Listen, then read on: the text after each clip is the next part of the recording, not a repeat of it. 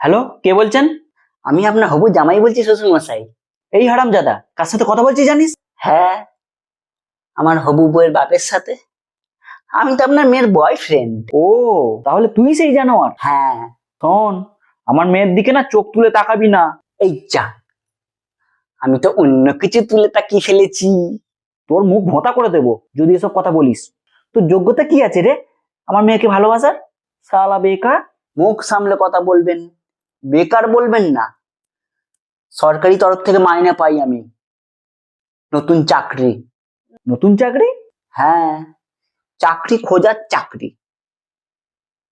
সরকার যে টাকাটা আমাকে মাইনে দেয়, সেই টাকায় সরকারি চাকরির ফর্ম ফিল আপ করে সরকারি দপ্তরে দেওয়ার সেই চাকরি পেয়েছি।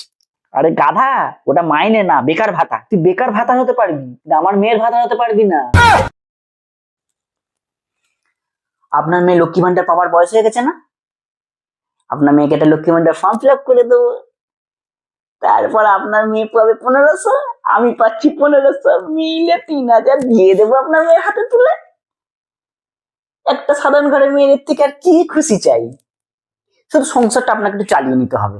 ও, তুই এইভাবে আমার ভোলা ভালা মেয়েটাকে ফাঁসিয়েছিস তাই না? জানোয়ার ছেলে, তোর সংসার আমি কেন চালাতে যাব?